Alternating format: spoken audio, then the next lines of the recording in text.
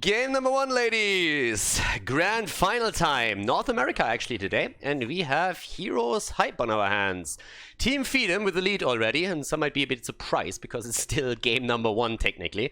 But since they come from the winner bracket, they actually come into this with an advantage. It's a best of 7 series, which means that Team Feedem has to win 3 maps in order to take the victory here. Looking for work, on the other hand, would have to take 4 instead. On the left side, Team Feedem with Q on Malthael, Zagrak on Anubarak. We have Lutano on Vala, Hosty on Tacita, and Killusion on Karazim. To the right side of the map, looking for work with Fury and Garrosh, Goku and Greymane, Casanova on Liming, Tomster on Arthas, and Dark Chimera on Ana. Alrighty, time to shine. So in terms of builds, actually an arrow build for Vala makes obvious sense here.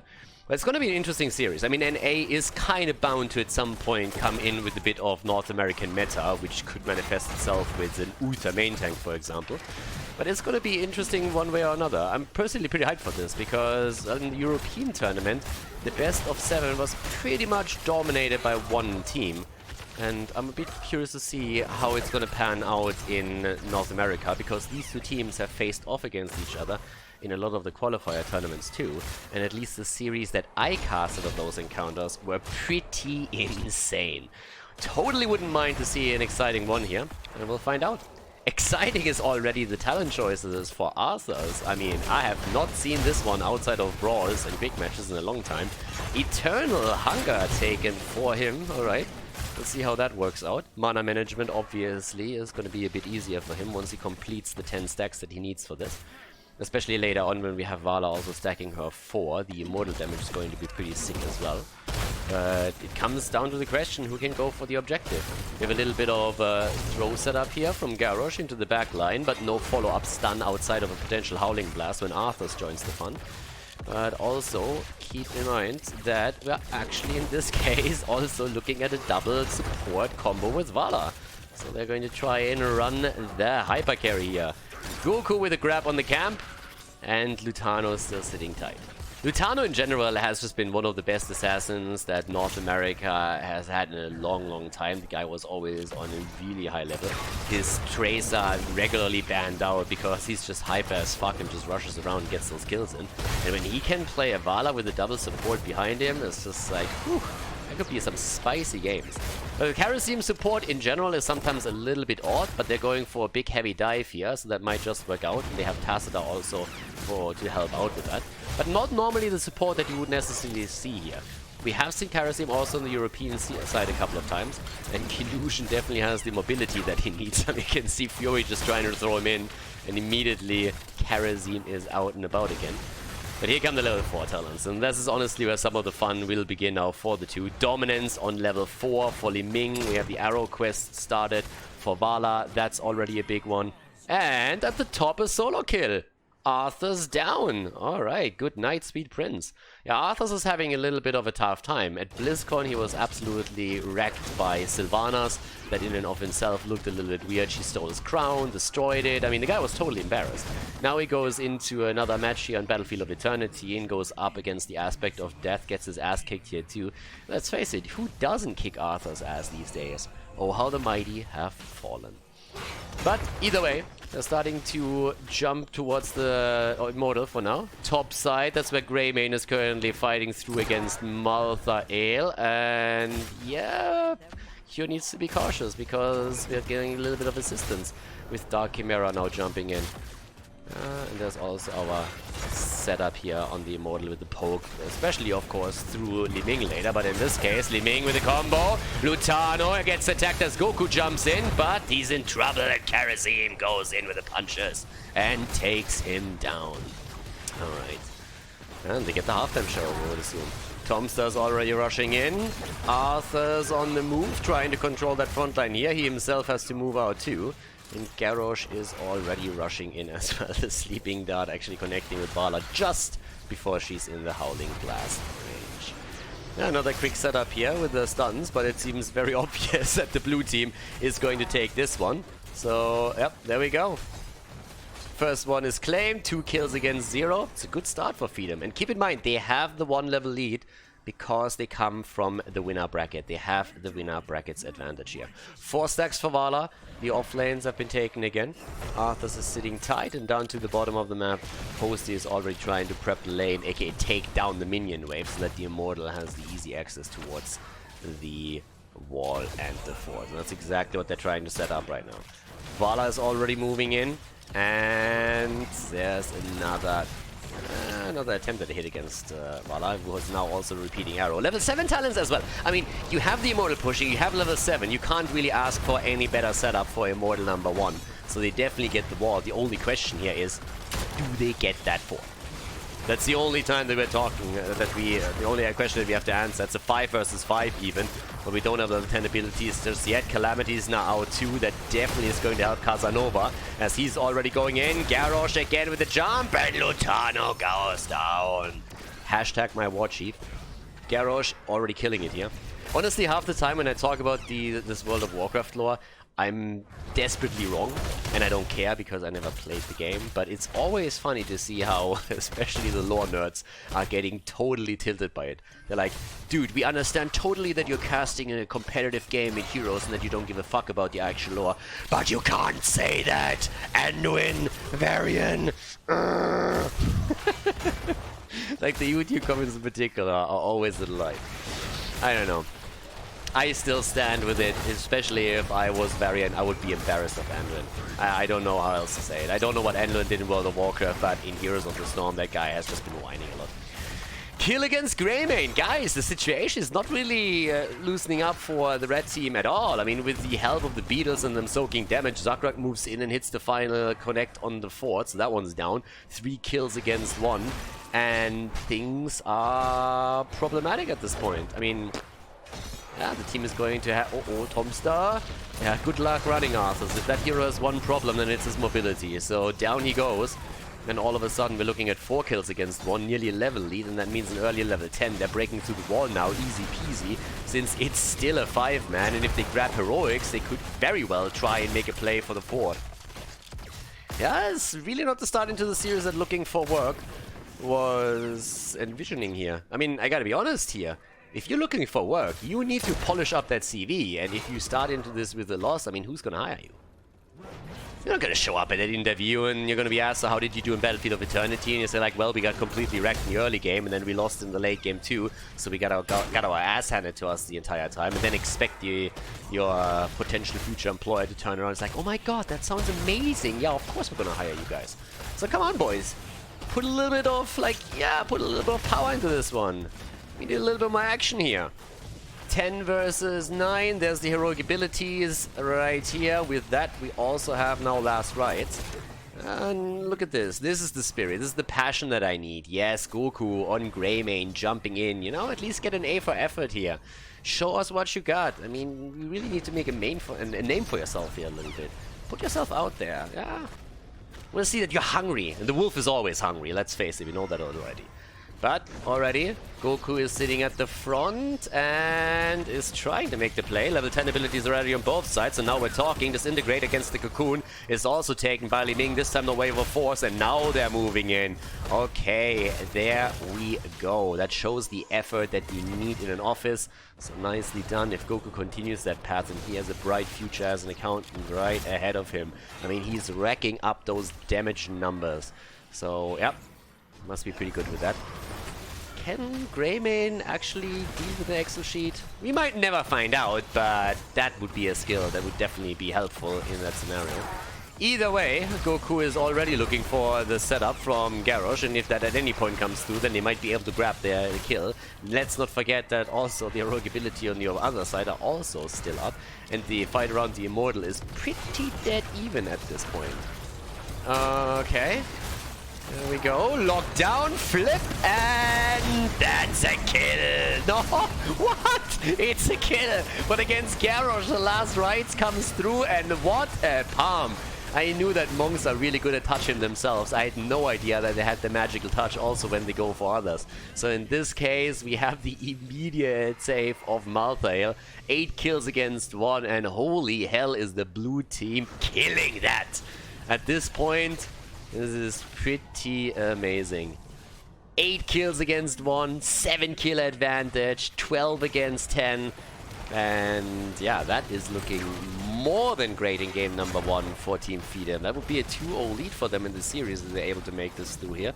So let's have that. Let's see if they can actually go for this one.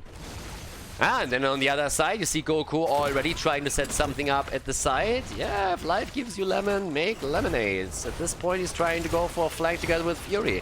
Go into the back line. Don't deal with the Immortal itself. Try and force a fight behind it, maybe. Try and get access somehow. A kill or two would bring you back into experience range, but now they are down a talent, and that's, of course, a big deal. Inevitable end on Malthael's side. He has 1 stack on the level 10, and that's a second. Oh, he barely makes it out. Fury, nice. There's the nano boost on Casanova, and the immediate follow-up with a quick cocoon on Liming. Yeah, back in the days when Blizzard at least pretended that they cared about the skill of players, you could still blink a cocoon, but these days not even that is really possible anymore. Yeah, I know, the nitpicking argument. Well, Khaldor, if you blink outside of the range of cocoon, then technically it's still possible. But yeah. So you can't really blink it anymore. And that unfortunately makes it, yeah, bit of a different interaction. So once the nano boost is through, you can pretty much go for the cocoon, and that's that. But yeah, 9 kills against 3, level 13. So even the counter kills against Karazim and Vala don't really help them too much here. But let's see. There's also Tassadar now on the run. Goku was saying like, hey boys, I got someone here. It's a dirty Protoss. Let's take him down. And Host, he runs into them again. There's a dimensional shift, and he gets out. Malthael is here too, so they're gonna try and make the play. Zogrug sitting at the side. If they can force the fight, they would still have the level 13 advantage. Heroic abilities are pretty much back on both sides, with the exception of Arthur's, who can't rely on his Army of the Dead just now. And let's go. Illusion is sitting tight. And Illusion is doing actually pretty well in this game. I mean, I know he was killed in the last fight, but generally speaking, had quite a bit of impact. I'm still impressed by the palm earlier. 35,000 damage on Vala. She's obviously the priority target for the opponent as they're going to try and take that down. 39,000 on Li Ming. She's going to play the big role for the red team if they ever want to come back. Her attacks, her combos together with Greymane, that's pretty much what they have to bank their hopes on. 2-level disadvantage though. That's bad. That's really bad. I mean, that's a huge problem because you have a stats disadvantage and there's the level 16 talent as a threat to you too. And they even give up the halftime show now. Halftime show given up. This is not looking pretty, boys. I'm not quite sure what else to tell you. This is getting really bad. Okay, but let's see. There's the jump. As they go for the defense, Malthael is sitting topside to deal with the Shaman camp. So far this game has been going pretty much only one way, but maybe there's a comeback now. The top keep has fallen. I mean, there's only one structure on the map left for looking for work. So they are down. Okay, that's not a kill. No, they can't get it, but it's still a severely injured Fury. They go for Cure though, and Cure is in trouble, and trouble. That palm again is there. Nicely done.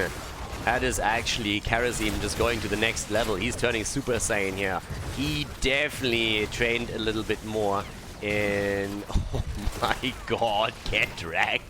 A 5-man team wipe as they absolutely destroy.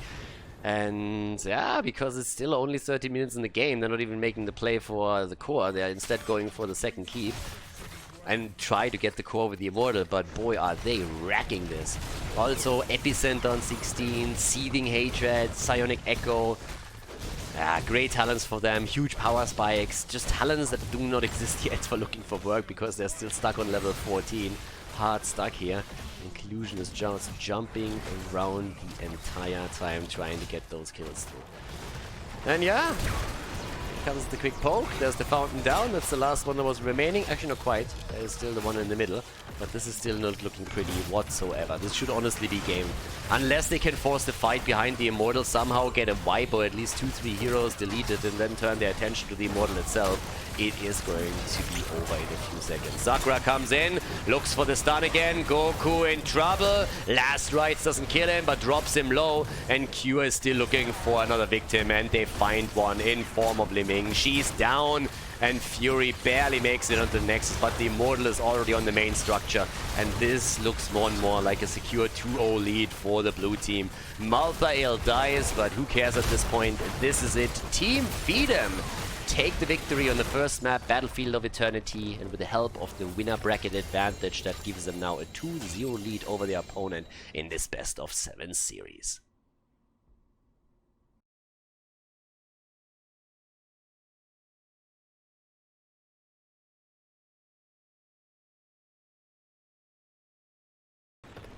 Game number 2, senoritas. Team Feedem with a 2-0 against Looking for Work. Pretty dominant first map. Yes, I know, a bit confusing, a 2-0, but we only are on the second map. Again, winner's bracket advantage in this best of 7 series makes it possible.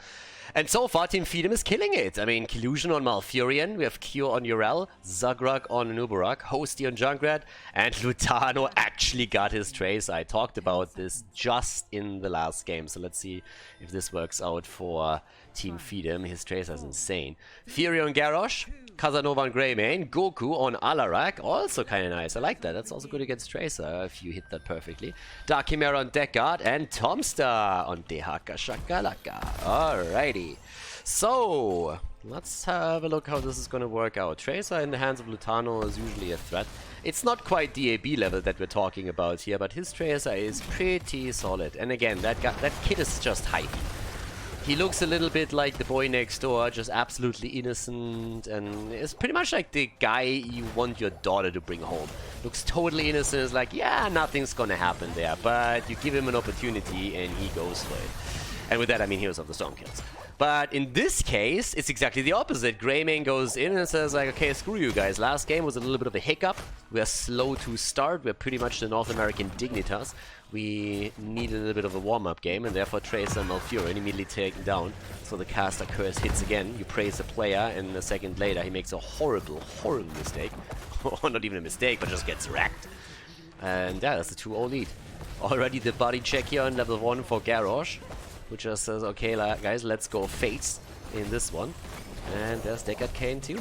It's not really the typical Deckard Cain map. I mean, again, this is a little bit of a different meta. People are always talking about North America, about Europe, and you just wouldn't see Deckard on this map in Europe. Deckard Cain has been buffed a little bit. He's more viable than he was previously, but in Europe there is a very, very strict hierarchy when it comes to supports these days, and Deckard Cain, outside of maybe maybe Infernal Shrines and with a little bit of goodwill, also Volskaya Foundry, you won't really see him on any other map, if you see him at all. Greymane gets punished for his earlier sins, but yeah, normally in Europe you have Malfurion, you have Rhaegar, and you have Ana. Those are pretty much the 3 supports that are played these days. Especially after Celestial Attunement got moved from 7 to 16 on Tyrande. You haven't really seen her a whole lot. Before that, she was obviously incredibly dominant. It's like after HC pros were telling Blizzard for nearly a year, hey guys, a double cleanse on level 7 is kinda insane, what are you doing? They finally realized, maybe they're right. Goku goes down, and that was a good kill here. Again, this time we have Tracer actually trying to redeem herself a little bit for the previous problems that she had there. So in we go with 2 kills against 2, level 5 against level 5 in just a second. And yeah, happy times! The Space Goat all the way up at the top. Yeah, Kyo is gonna jump around here until his hero is blue in the face. Tomstar, with a little global, can of course make the play down to the bottom of the map if they want to force a fight here. And in this case, it's actually Marv that's in trouble.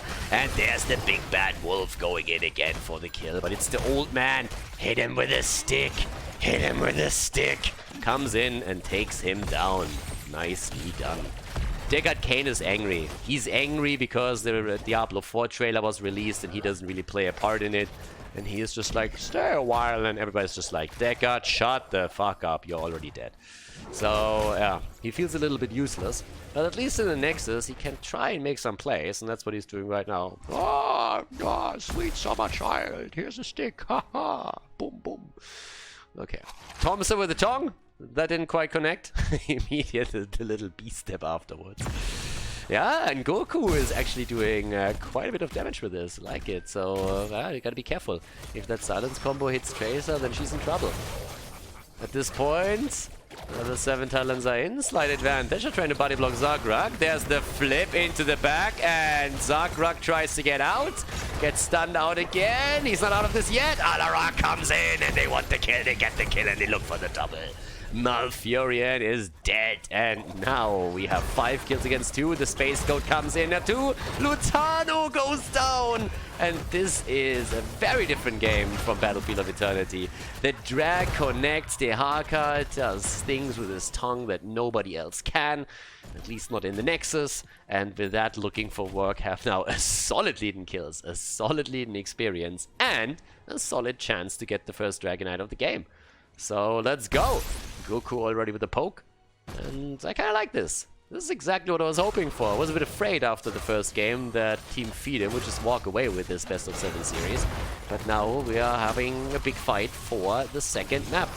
I mean, again, blue team could always come back and take this one, but at least it's gonna be a bit closer than the previous one. Alright, once again they're gonna go in. Deckard trying to front a little bit. Here comes the flip as Garrosh comes in. Junkrat is on the move. Goku with another nice combo against Lutano. This time they can't kill Tracer. Again, they got close though. And this is the big fight. If the red team wins it, they have Dragonite. And they're kind of looking for that. Again! Goku, damn! Like, he definitely trained with Master Kaio for this game. Just look at that kid. He gets one combo after another and all... Oh, touches! Again! Like, what the hell? Does he have an aim hack or something? Like, this is getting a little bit nuts. He's absolutely crushing it on that. And here comes the Dragonite. Starting to move straight through the middle. And Casanova right behind it. If both of them go into the structures, then you know we're in trouble. Also, 11 stacks on the Wizen Duelist. Oh yeah, Greymane is starting to do a little bit of damage here. And level 10 abilities, whew. I mean, how much of an advantage do you want? Right now, this is a dream come true. Honestly, if this game continues that way, then Goku probably has to change his pants afterwards. I mean, this is getting spicy here.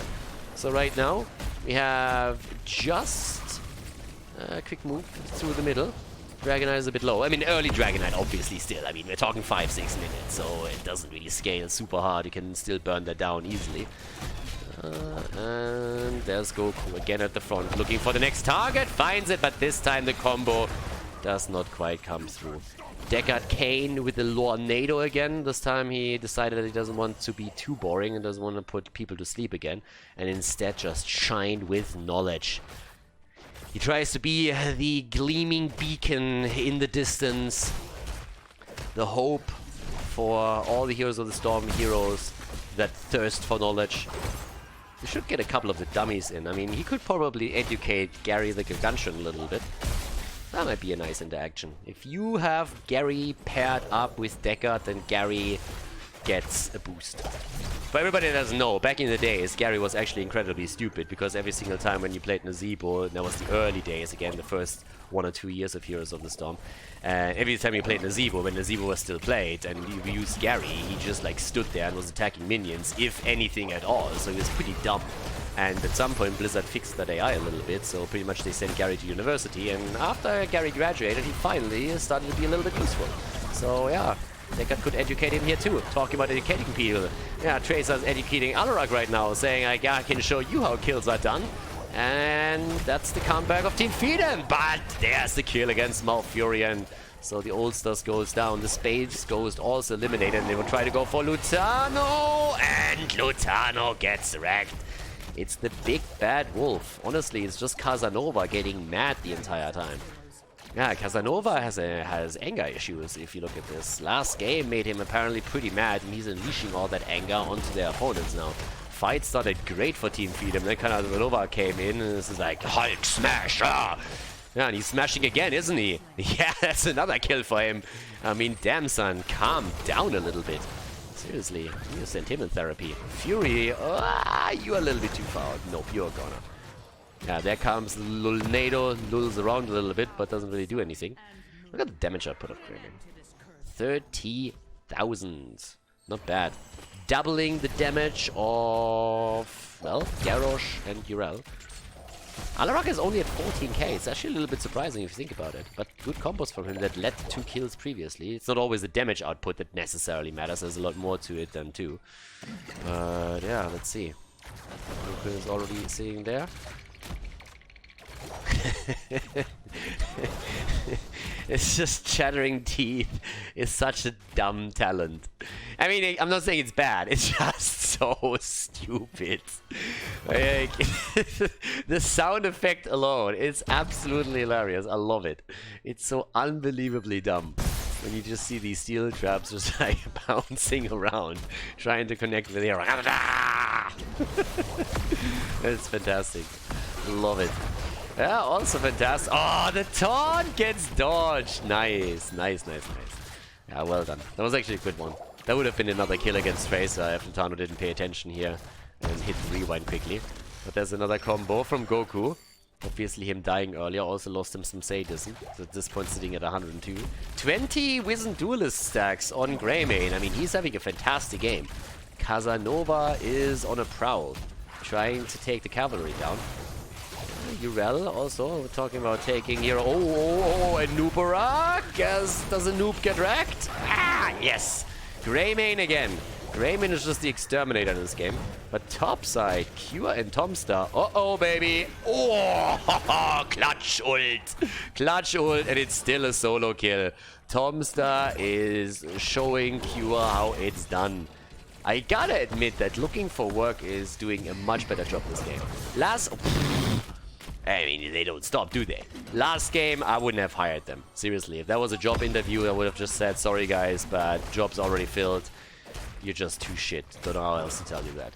But now, looking at this game, if they're still looking for work after this one, then I don't know what to say, because that is quite the recommendation that they're writing for themselves here. That's a pretty cool CV. Either way, 15 kills against 4. Always assuming that they're not going to throw it, of course. We've seen some incredible throws in the past. That might be another one. But at this point, here comes the channel. Where are your voice lines, Dragonite? Where are your voice lines? Aren't we all happy that Blizzard introduced Nexus lore? We totally needed that. They took the epic voice lines from us, and now that Dragonite just feels like a tame little puppy. I don't know, it's just not as intimidating anymore. He doesn't want to burn things any longer. He could have been the Joker of Heroes of the Storm, seriously. Some dragons just want to see the world burn. But yeah, there we go. A little bit of a breath. Up to the top. Cure, Tomstar. I guess at some point Cure would have liked to have a rematch, because that stung when he got solo killed. There's the Cocoon. They're trying to jump into the back line again.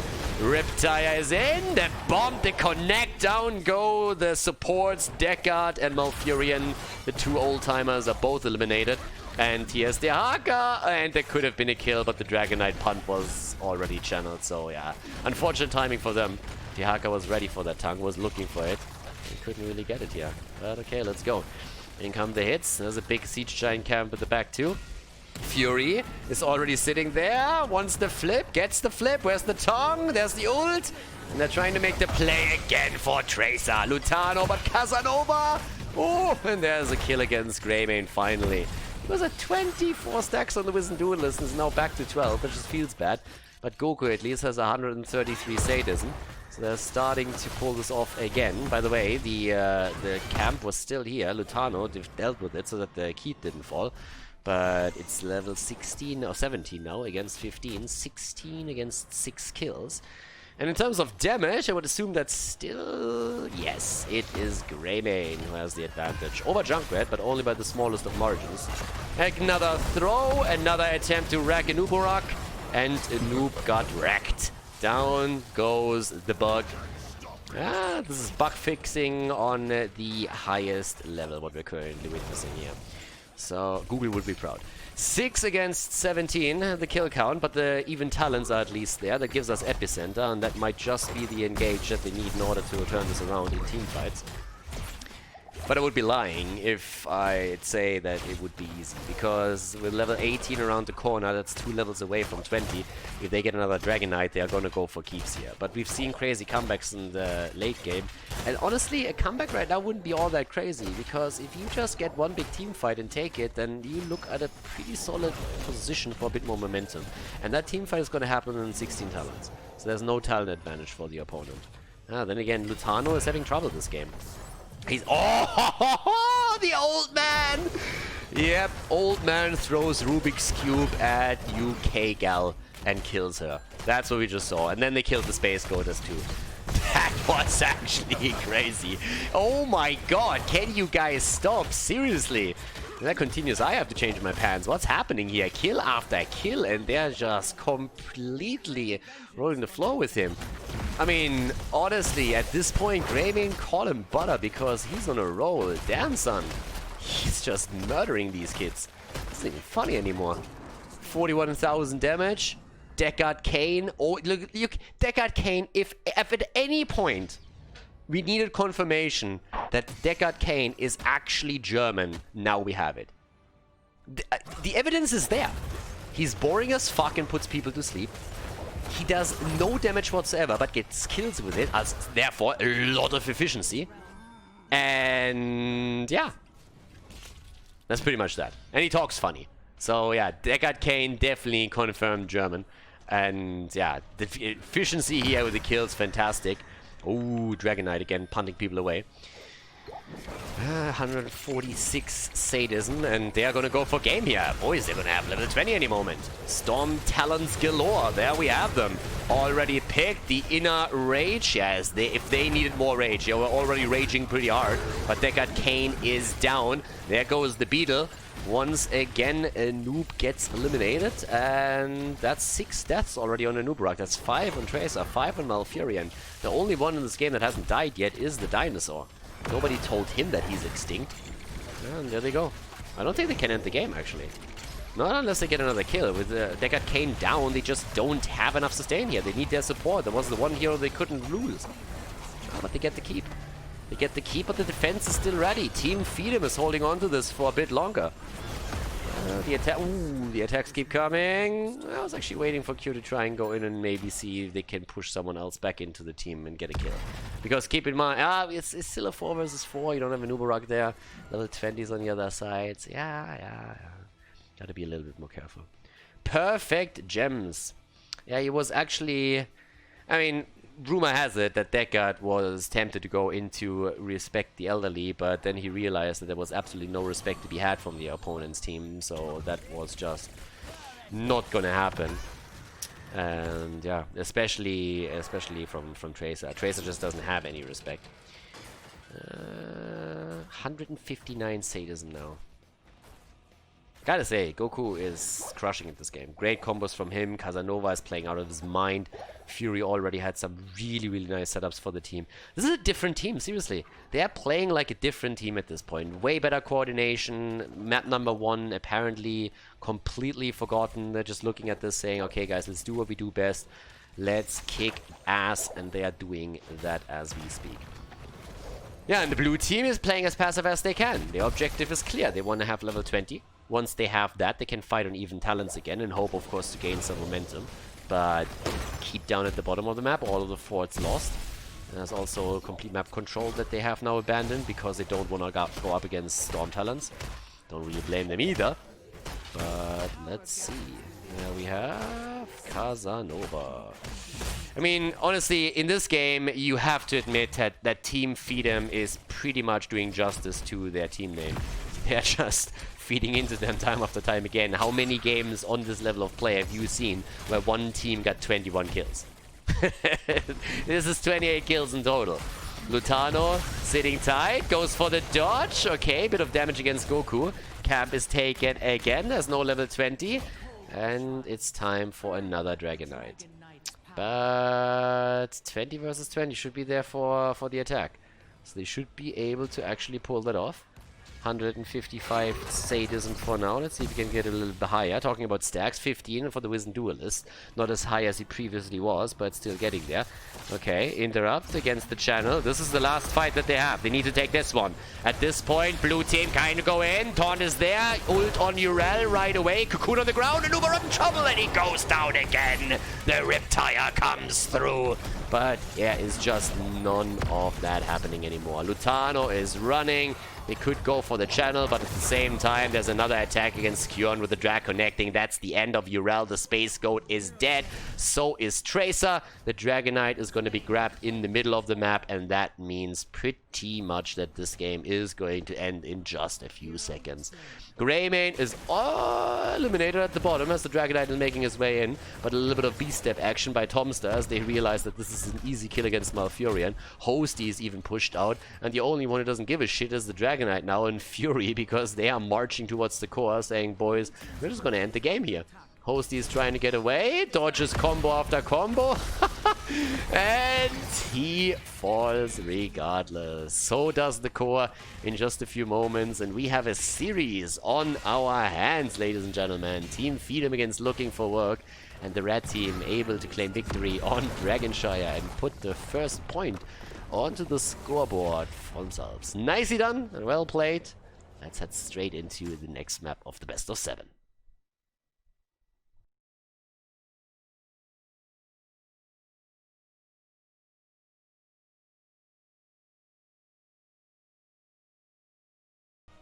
Game on, ladies. Team Feedem. They fed them a lot in the last game, and Looking for Work finally put a point onto the scoreboard. Now we're looking on Towers of Doom, and on the left side for the blue team, Zagrak on Garrosh, Killusion on the old man, Cure is playing Zeratul, and Hosty only being with Lutano on Phoenix. On the right side, Looking for Work with Casanova on Greymane again. Yeah, he already was pretty hungry last game, and he might just try to continue that. Thomas on Dehaku, I've seen this before. Goku on Jaina, Fury and Johanna, and Dark Chimera on Anduin, the Nick Carter of Heroes of the Storm. I got a question. Why does Zeratul have a mouth guard? Does that guy not use toothpaste? Does he not have mouthwash? Is his breath really that bad? Has anybody ever thought about this? Is there a reason? I mean, he's not hiding anything here. It's just like the guy can go fucking invisible. It's not like you have to just like try and cloak yourself in a little bit of a halfway hoodie in order to make yourself less visible. So it has to do something with his breath, I gotta say. So, I don't know. I think he probably is like, yeah, he has probably one of those like, ugh, oh my god, get away from me and use the toothbrush breaths. Q at the top lane right now is trying to use that breath to put the dinosaur to shame here. And apparently Tomster is already impressed, so that's good. But yeah, at the same time, in the mid lane, we have our little rotation going on between the top and middle. Now our setup with Phoenix now also in play is actually a pretty decent one for Team Feedem, but they have of course the problem that with Zeratul on the off lane, they don't have another frontliner outside of Garrosh, so that means they have to be a bit cautious here. Then, because if you look at it, Dehaka and Johanna on the other side, it's a pretty nice setup for Looking for Work. Hold your ground on level 1, and ooh, Lutano needs to be a bit careful. I'm always curious when I see anyone with a setup like this starting things up on the NA side if we're actually going to see a Void Prison again, because in Europe, Void Prison has pretty much disappeared. I mean, you don't really see a whole lot anymore. But yeah, and again, also, here comes Zagrak. The body blocks are in and just throws the target away. But there is Jojo slowing the slowing the escape down, but not enough. Zagrak escapes. That was kind of close though. Lutano then again has a problem, and here comes Greymane. Oh, the old man locked him down, and then Anduin gets wrecked by Li Ming for the Alliance. Shut the fuck up. And down he goes. Yeah. I kind of feel bad these days hating on Anduin, and I've been talking about this because I actually think it's a fun hero to watch, but yeah, it was just that China tournament with that constant video that ruined the hero for me. I can't help myself, seriously. People ask me a lot why exactly I hate Brightwing. It's for the exact same reason. It's just at some point the hero was so obnoxious with the voice lines until Blizzard made some changes. Of course early on in the game, but still, I've been playing this ever since Alpha. So yeah, some things just stick with you. Also Li Ming, look at that, orb build again. Yeah, we're definitely in North America right now. Triumvirate. I mean, again, I let Triumvirate slide, especially since the changes that Blizzard made to Dominance made it, of course, a little bit worse. Still a great talent, but a bit worse than before. Zeratul now down too. And yeah. I actually figured it out. The reason why he has the mouth guard is pretty simple. When he is invisible, but doesn't wear the mouth guard, his bad breath gives him away, and the opponent just literally stands there and says like, boys, I can't see him, but I can sure smell him. So with a mouth guard, he avoids that problem. That makes a lot more sense. Anyone would figure it out. Today, the IQ 200 cast. Yeah. I knew there was a reason. So yeah. And it also makes so much sense. I mean, he is a dirty Protoss after all. So all the way up to the top, Tomster. Okay, there's the Essence, Lutano, and there's a problem. And the problem is called Goku and Casanova. That was a beautiful rotation. Lutano was like, hey, I'm gonna blink away from you. I'm gonna warp down here. He got immediately crapped on. Nicely done. But level 7 talents with 3 kills against 1. Also, the lead after 2 of the altars were taken by the blue team still goes to Team Feedem. Keep in mind, this is a best of 7 series, so this isn't the best of 5. Therefore, even if Team Feedem would win here, they would still need to win another one. Calamity on level 7, that restores my faith into North America a little bit. The old man down again. Greyman doesn't give a shit who he kills. Old or young, he doesn't care. Garrosh also taken down. And damn, what happened to looking for work? Seriously. On the first map, they got their asses kicked so hard that I thought they would have to play the next few games standing. Maybe that's the difference here, and that different angle on keyboard and mouse make the difference for the red team. But looking for work ever since the second game started is just absolutely crushing it. I mean, they're heading into these games picking up kill after kill after kill, and especially with Greymane being played by Casanova, the trend just continues here. Honestly, if looking for work wins this one, I can pretty much guarantee you that they're not going to run Greymane in the next game because he's going to be banned out. Seriously. It's kind of insane. It's absolutely insane. So, also Seeker in the Dark on level 7 for Zeratul. Right, the exchange in tower shots have only a double altar, so that's pretty much the standard. That doesn't surprise. But still the question of what exactly is going to happen once the level 10 abilities come in. Because that is going to make things really interesting on the bot lane. This wall is taken down, this keep has taken damage on the bell tower. So if you get an early level 10, you should be able to control the bot lane and build up that momentum that we pretty much are always looking for on this map. An attack towards the Haka at the top. Cure wants the kill, but nope. Tomster's there. Oh, and looks for the drag. Doesn't get it though, but takes those minions down. And yeah, with level 10, you have a chance to go for the bot lane now. There's the go for the throat. Blessed shield. Okay, the water elemental. Wally is ready. And the holy word, salvation. Yeah, what can you say? Anduin, the Donald Trump of Heroes of the Storm.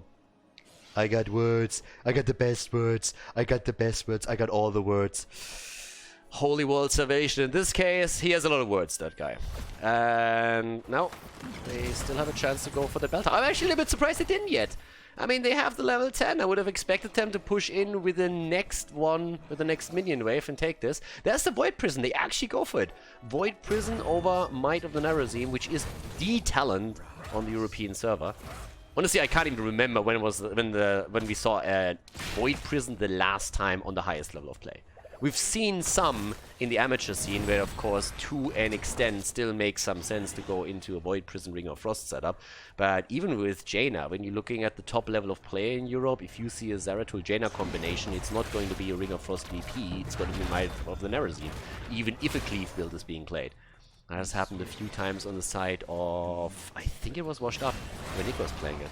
Single altar on the map, the Haka taking the top now, and is going to come through now. There's the DP, and there's the Blessed Shield, there's the Isolation, and that should be a kill against Phoenix. Lutano is getting murdered, and Zagrat is getting slowed. They're trying to go for Goku. Anduin is throwing some light around. And that's a save. Nice ult! Yeah. Okay, he made a bigly impression with that particular one. Good word, my friend. So, yeah. How does it actually work? I mean, the holy words and the magic words, I kind of get it, but like, how does that work? Is he just sitting there in the middle of the team fight and you scream, "Salvation!" And then all of a sudden you're seeing a big bubble coming through? Like, I don't know the mechanics behind it. That's where I just, once again, accept that I don't know any World of Warcraft lore, but it seems a little bit weird. Okay, Goku, Dark Chimera, they're already zoning out the bell tower because they have just claimed that. That's 5 shots fired against the blue team, therefore 27 against 28. And now they're looking at a setup where if they hold control over the bot lane, they can easily get those pumpkins over and over. They don't have Garrosh though. They're still in interaction with Garrosh in case that he... And Garrosh! Yeah! Okay, so in this case it doesn't... Oh, they actually get one shot through. Wow, that's a little bit more than I expected. One shot fired. But yeah, coming back to my point, as Garrosh is taken down, the thing that you can actually pull off with Garrosh, if you're on the opposite side, Garrosh can throw a pumpkin into the death zone. So if at any point the blue team would be able to take full control over the bottom of the map, they could do that pretty much with every single pumpkin wave that they get towards the death zone there. Alright. Nice dodge on the Seeker. Tomster still in slight trouble, but Goku is also ready to help out. Oh, yeah, there's the isolation, and he misses the drag. Okay, good attempt, but the drag has been missed, and now they're still looking for Cure. And they find Cure! Gucci, Gucci, Gucci. Oh, that's not gonna save you. No, that is not gonna save him. Cure is just sitting there, but his breath gives him away, and that's the end of that. I can't see him, but I can smell him. Blessed Shield! And that's a kill against Jaina, but it should also be a kill against Phoenix. And yes, he goes down. Double ult at the bottom of the map. Nobody seems to care at this point. It's just full Fiesta topside. The drag connects, and that's a kill against Garrosh. We have 12 kills against 2. Looking for work is cleaning house. And Casanova is just sitting there. It's just like, guys, let's focus a little bit on the objective, shall we? This isn't League of Legends. There's objectives on the map. Can you guys please take this a little bit more serious? This is serious business. Dark Chimera also with the channel. That's another 5 shots. And with that, we have 16 points against 28. I mean, kudos. Looking for work are playing an incredible series all of a sudden. Getting murdered on map number 2 has definitely woken them up. And now they are just crushing Team Feedem. This is a best of 7, and let's not forget that Team Feedem still has a 2-1 lead over them. But the momentum at this point is definitely in the hands of the red team. Yeah, absolutely no doubt. So, Anduin at the bot lane, already sitting tight here. We have Jojo already coming in at the side, waiting for someone to make an approach. But with Grey May now being part of this, he can also use his powers on camps to take another pumpkin setup. Yeah, Fuse trying to get the minion wave out. Always needs to be careful, of course, with Zagrat, exactly for that reason, but that's what the Iron Skin is for. And they're trying to set this up again as the defense is now forced. Every single time we have these pumpkins going through the map, you force your opponent to take position there. And now we have level 16 talents. That means the elongated tongue for Dehaka. He already had a great connect earlier. So if he makes his way down to the bottom, there's another chance for them to use that. Plus the numbing blast. So he can elude them here. It's dangerous for the blue team to make these plays now. Trying to go for Jaina. There's a zone out again. 1 pumpkin through. That's another shot fired. That's 2. And all of a sudden it's 14 against 28. So they're literally doubling the points on the core. Great play. Level 16 talents, emphasizing this even more. And we have a triple auto phase coming up. Even if you grab only 2, that would be 4 points left for Team Feedem. And that's a boss, or that's another altar later. Okay, Tomster already sitting in the bush. Zeratul rotating towards the bottom. The save by Zagrat, the slow, the water elemental. Body blocking with it. Oh my god, beautiful. Absolutely beautiful setup. Jaina with the setups here for Greymane, and he comes in, takes kill after kill. Zeratul was at the bottom of the map to grab at least one of the altars, but 2 are definitely going to be lost. And guys, they want to end now. They're trying to end. They're going for the boss. They're actually going for everything. And I think that's a little bit too much. I think that's a bit too much. They definitely have to take their battle here. They're trying to take 3 points at the same time, and that's not going to work out. Dark Chimera is interrupted. That's 10 seconds left. Okay, 5 shots fired. So he gets that. Was actually not interrupted. My bad. Fury gets this one as well. Another 4 and 3 seconds. Oh god, if they get the kill against Q, it's GG. Okay, 4 points left. Are they going for it? They don't have a lot of ults. They're baiting it. They're baiting it. It's a trap. That's their Star Wars moment right there. Killusion slowed the old man, trying to rush away, but no chance for him. Jaina is dead too. The problem is that... Oh, Void Prison? Garrus not gonna survive that. No. He goes down, so does Greymane. It's a kill for a kill fiesta. The drag attempt, the isolation, not working out for them. Yeah, 3 versus 2, but with 3 heroes, they can't take that boss. This isn't over yet. I'm not saying it's looking good, but it's not over yet. They are able to stall it for a bit longer. But now, of course, you have level 16 versus 18, 4 kills against 17, 16 talents on both sides, which finishes the cleave build for Zeratul. And, yep, there we go. Fury comes in. And at the same time, Killusion moving towards the bottom of the map, where they will have to deal with pumpkins pretty soon. The ideal situation for the blue team would, of course, be to recapture their own bell tower. But at this point, it seems like they're going to settle for taking their own pumpkins. Problem is, that is not going to be allowed by the red team.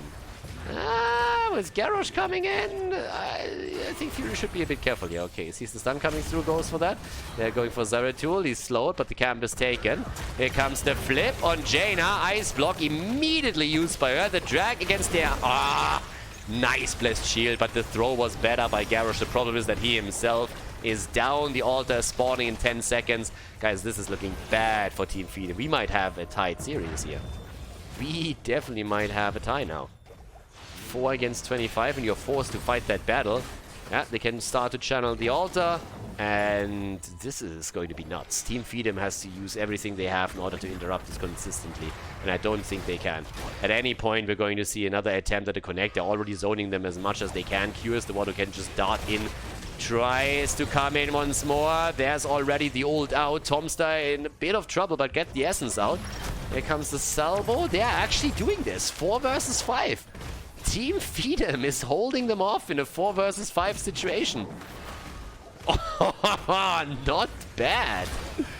I mean, the interrupts are there, but Garrosh is back. All of a sudden, the ults are coming back for the red team, so that's definitely something. 1 point on the core, by the way. The pumpkins on the bot lane made it through. All 3 connected, so it's a single point. I mean, again, it's the same situation. You lose the altar, you lose the game. Yeah, here comes the attempt at an ult of Deckard, but that gets interrupted immediately. And 3 down, Greymane eliminated. But a 3-for-1 trade is absolutely working in favor of looking for work. Now Zeratul is in trouble too. Cure tries whatever he can, but he falls. So does Lutano, a 5-man team wipe. And with this, we're having a last channel. That is game. Team Feedem against Looking for Work. The series tied after a victory on Towers of Doom for the red team. And we are heading into the next map of the best of 7 here at the grand final of the HeroesHype Premier Series Playoffs in North America.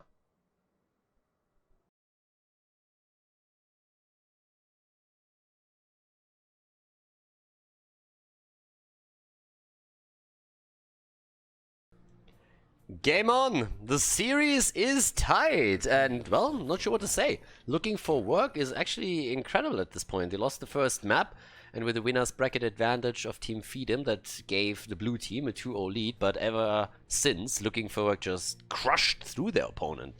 Huge performance by them. Zagrog on Arthas now is the main tank here in North America. We actually have Q on Dehaka, Killusion on Karazim, Hosty on Hanzo, and Lutano on Falstad. Double global for the blue team, with Fury for Looking for Work playing Garrosh again. Thompson Phoenix, Casanova has again Greymane. I don't know how that happens, considering how well he played in the last 2 games. Dark Chimera on Deckard Cain, and Goku is playing Thrall. That's kind of interesting. I mean, there's a couple of things to definitely talk about now, and there's also a few differences in meta for sure. If you look at the European meta and you compare it to North America, big diff. Oh, Fury, and a kill. All right, Team Feedem trying to turn. Oh, well, maybe not turning it around quite yet. Still a kill for a kill here, so an even trade. Yeah, but coming back to my point, difference in meta. Arthurs in the main tank position is something that you pretty much don't see in Europe. And also when we're talking about Falstad, Lutano in this case goes for an auto attack build. And that is still playable and viable, but it pretty much disappeared from the European meta too. We're seeing a lot more Falstad lately in EU in the high-level matches, and it's pretty much exclusively Wingman, and has been for, I would say, the entirety of 2019, honestly. So the auto attack build, which was definitely during the HGC time for a long period, the build has pretty much disappeared or become extremely rare at least. But of course Team Feedem is playing a complete macro style right now, as both of their heroes, I mean they have two globals, the Haka and Falstad, so that's a lot of control that they have on this map. And on Curse that's pretty cool, it's a big map and you obviously have through a Mighty Gust also nice control on the bosses in general. I mean, Chris just recently on Falstad has proven this, when he made an incredible boss steal on Curse Hollow. Was pretty much textbook exactly how you want to play that. Also, Kharazim as a healer is not really a priority in Europe. I mean, not at all. Kharazim is not played. If you see a Kharazim, then it's once in 100 games on the top level with maybe a very aggressive combination around a Nubarak, who also is played very little these days. The European healer meta is very established and very centered around Rhaegar, Malfurion and Ana, with the occasional Alexstrasza pick maybe on Infernal Shrines, for example, or a few other heroes that may sneak their way in depending on the composition. But there's definitely a very tiered setup where Kharazim normally doesn't play a big role outside of a few games where he gets picked because of the combination. So yeah, Kharazim doesn't really get played a lot and hasn't really been played a lot in Europe for a long time. Even at the end of HGC, you pretty much didn't see the hero there. So yeah, good examples of differences in the meta between the regions. And just to add one more, the priority in the Deckard Cain is also a bit weird from the European perspective. He has been buffed and he's actually kind of getting a little bit more viable. We've seen a few games played from him, but again, not that many. European meta in that case very much hinging on a few. Yeah, but those are some subtle differences, and also the builds are slightly different. In Europe you wouldn't see body check on level 1 for Garrosh, but it's kind of cool to have that. I mean, it's one of the things where the appeal from having cross-regional games came from in the past. These days, obviously, this is pretty much an impossibility because you don't have offline events on that scale anymore that would make that possible. So, yeah. Top side, seeing the fight over the first one. Interesting that the red team can just simply pick it up like this. That's a little bit surprising. I mean, you're running a double global against your opponent and you're pretty much not using it. That's always a bit of a weird setup. If you run a double global, you want to try and delay this as long as you can so that your two globals pick up the additional experience for you on the map. That is one of the main reasons why you pick globals here, but Team Feedem pretty much just let this one slide. So I'm not quite sure what exactly the call was, but for some reason they decided that it wasn't really worth trying to go in and interrupt that. Or they were a bit afraid and zoned out and didn't go for it. By the way, again, we're also seeing Boomerang here, and I want to emphasize this once more. Even North America, as fiesta as they sometimes might be, even they don't go for Secret Weapon with an auto attack build on Falstad, because Secret Weapon is absolute trash and utter garbage. It's a shit talent. Blizzard's IQ pets for Falstad players that unfortunately way too many these days are still failing. So, in case that I haven't made my feelings clear, Boomerang is the way to go. Unless you go into full Lightning Rod build, where sometimes you can make an argument for it. 7 versus 7. I need to put these mini rants in every now and then, or people are gonna get bored. They're gonna forget. They're gonna like, what was the talent Khaldor didn't like on level 7? I kind of keep forgetting because he says it only very rarely. Yeah, but Arthurs is down again, so with him dead, but the Global's now moving in. They're looking for the counter kill. They can't lock down Casanova, though. Lutano, very optimistic, is still going for the channel, but the interrupt is there. There's the flip, and Cure is likely gonna fall. Gets a good drag off, though. Respect, my friend. And it's still gonna fall. Maybe not. Tomstar wants the kill. Boy, you're going deep for this one, aren't you? Yeah, he really wants it, but instead they're settling for Hanzo. That's also not a bad kill. Can't have the one, take the other. 3 kills against 1. So after the initial hiccup, we have looking for work again with the lead in this series. Only a small one, but still. So on level 7, Icebound Fortitude. Also with that, Greymane doing his job again. Yep, going straight in for the camps also. Crosswalk pack completed, so that's good. And they're going for Arthurs again. Zagra gets body blocked. Oh, and makes it out. Honestly, against Arthurs as a main tag, I think Alpha Wolf on level 16 is probably Goku's best choice. Then they can melt Arthurs down even quicker. And I just gotta say that I don't really like Arthurs in a main tank position too much. That's one of the reasons why I highlighted it earlier as a difference between the North American and European meta. If you see Arthurs on the European side, it's more so in the off-tank position than in the main tank.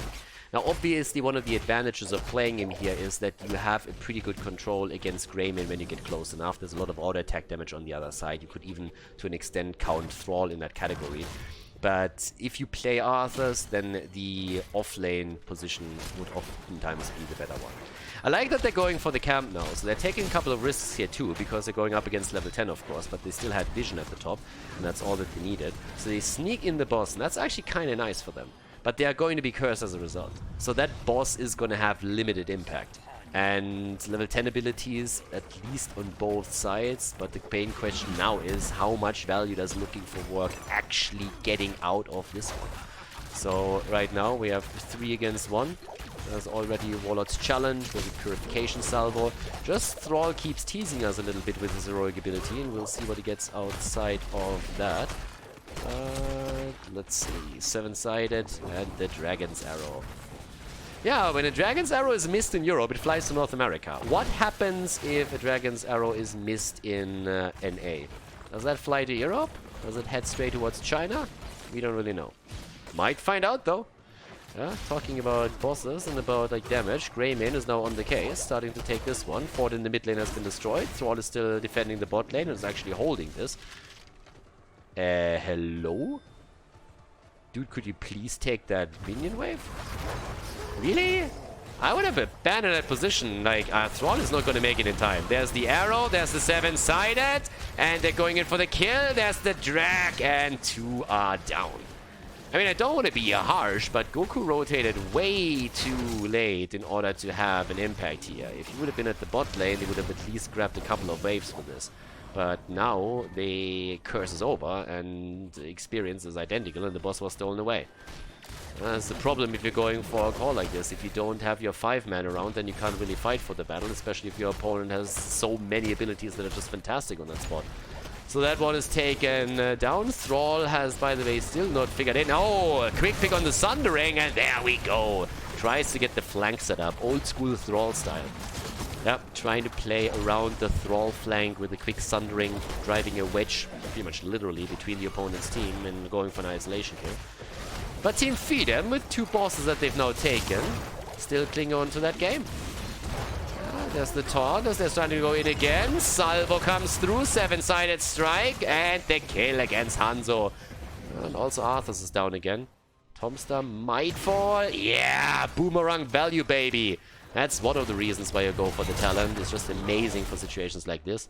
But obviously, when we're talking boomerang, one of the big advantages is simply that you have the added wave clear. It's the burst damage, the wave clear. I mean, honestly, you can't praise this talent enough if you're a Force player. 6 kills against 4. Here's our level 13 talent advantage for the red team. And I'm really worried for Arthurs in general. Especially after 16 for Thrall. Once that's the case, honestly, if he goes into Alpha Wolf, Arthurs is gonna melt away like Swiss cheese in the sun. 21 stacks for Lutano at least, so the auto attacks are definitely going to hurt a little bit with the Giant Killer. Wants to complete that too. But let's see. The double up on Garrosh. And I mean, for now, we also have the Biting Cold here, so Arthurs, he is going to try and control that front. He has at least Rhyme on level 1, so that helps a little bit with some of the auto attacks, but you have Greymane against yourself, you have the Cursed Bullet, you have then Thrall, probably with Alpha Wolf. I see a lot of death in the future of Arthurs here. But let's see. I might, as long as they get a counter kill, it's totally fine too. Okay. There's another tribute coming up. The Haka still topside. It's the global aspects that's really the big savior here for Team Feedem, I feel. Like, those are the macro game. This is really where they can find their salvation. And for now, it's also the fight over the tributes themselves. I mean, winning through the objective would of course be nice too. So let's see what they can pull off with this. There we go again, and the kill against Arthas. I mean, honestly, it's like predicted. He just doesn't have anything here. You have nothing to save him, pretty much. Even with him running Iceborne Fortitude, he has a huge problem in this case. And they don't have a lot of hard CC that they can use in these cases outside of heroic abilities like Dragon's Arrow. There's the Gust, and they're trying to go for all the stops here. The problem is that Lutano is in trouble. Goku is coming in, the isolation connects, and they get the kill against Thrall. But the bird goes down too. The bird's the word, as we have another kill, and Hanzo not really paying attention in geometry class, apparently not connecting this hit, therefore no interrupt. And now we have 8 kills against 5, lead in experience, but at least a couple of structures have been eliminated on the red side too. Okay, so, well, for now, let's take a quick look at the damage actually, before we have the next team fight popping up. 42,000 damage on Thrall, not bad, my friend. 25,000 for Hanzo. Yeah, Thrall has been crushing it on the damage numbers. Ancestral Wrath, ladies and gentlemen, doing a lot in these cases. That's another big boost against Arthas, by the way. Good connector at the bottom of the map. Fury about to fall, and he's not the only one. Down goes Deckard Cain. Garrosh doesn't die alone. He has a friend that goes with him. That's always nice. But yeah, now level 16 talents. And really, I really am a fan of Thunderstorm. I totally am. But in this case, fair enough. Alpha Wolf, I would have said, is a great talent here. Don't get me wrong, Thunderstorm is fantastic too. Thunderstorm is a great talent, I'm a huge fan of it, really like it. But the way that they've been focusing on Arthas the entire time, I would have expected him to just go into Alpha Wolf again and just make sure that they can kill him whenever he pops his head up, or even go for another one. But fair enough, they go more for the distant poke with Thrall. That is going to be quite nice too. And of course it supplies additional slows, which someone like Phoenix will be able to capitalize on as well. So there are good arguments to be made for Thunderstorm. It's not like the talent doesn't make sense here. I just would have said that Alpha Wolf is a bit more powerful in that situation, considering their current playstyle. But either way, we have the move in straight against Arthas again. Gets attacked here, but they have to move away because Greyman is still at the bottom of the map. This entire boss control in this game has been phenomenal by Team Feedem. They got the third boss as well, and now they get the kill against Garrosh. Yeah, looking for work, they're looking for kills, they're looking for safety, and they can't find it. There's no safe spaces on Cursed Hollow, apparently. Down goes the fort. That means only a few of the keeps are left. And at the bottom of the map, Casanova is desperately attempting to shield that keep so that it doesn't need too much damage from these waves. Falls at the one to fly to the bottom, and guess what's up again? Yep, it's the boss at the top. And that's boss number 4 for them. Falster then again is finding some friends. Yeah, that's not gonna work out. So Lutano was trying, but they're gonna give this one up. Or are they? Well, as it turns out, they're not. Cure buys a little bit of time for the team, and now they're rotating down. Boss is top, so the red team has to give it up. Nicely done. That's the beauty of globals. That's the beauty of macro control through your globals right here in action. And this is starting to look worse and worse and worse for looking for work. They have to deal with the top lane. These bosses are, of course, now hitting a lot harder than previously. They scale.